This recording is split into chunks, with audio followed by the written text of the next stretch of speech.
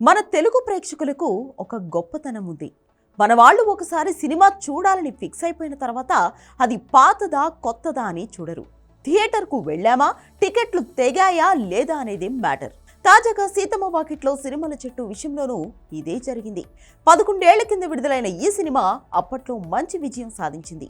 తాజాగా రిలీజ్ చేస్తే ప్రేక్షకులు మరోసారి ఈ సినిమా చూడడానికి అలాగే ఎగబడ్డారు.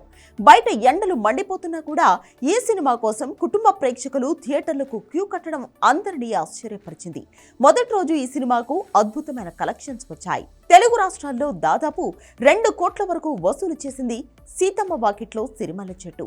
పోకిరి రిలీజ్ ఫస్ట్ డే కంటే ఇది ఎక్కువ. జల్సా, ఖుషి, ఒక్కడు, సింహాద్రి లాంటి సినిమాలు మొదటి రోజు 4 నుంచి 6 కోట్ల మధ్యలో వసూలు చేశాయి.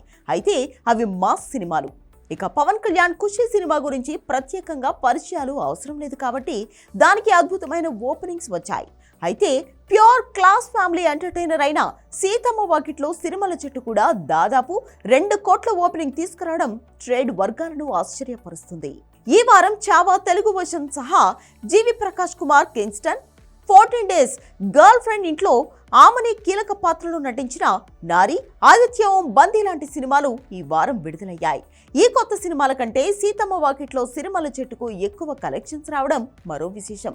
దిల్ రాజు ఈ సినిమాను భారీ స్థాయిలోనే రిలీజ్ చేశాడు.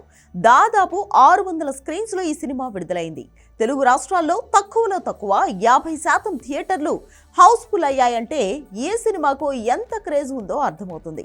అంతేకాదు, థియేటర్స్ నుంచి ఫ్యాన్స్ డాన్స్ చేస్తున్న వీడియోలు కూడా బయటకు వస్తున్నాయి. ఒక థియేటర్లో అయితే ఏకంగా క్లైమాక్స్ సీక్వెన్స్ అంతా థియేటర్లో రిపీట్ చేశారు. పాటలు వస్తుంటే ఆడిటోరియంస్ మారుమోగిపోతున్నాయి. మొత్తానికి చాలా రోజుల తర్వాత తెలుగులో ఒక రిలీజ్ సినిమా థియేటర్లలో పెద్ద ఎత్తున సందడి చేసింది.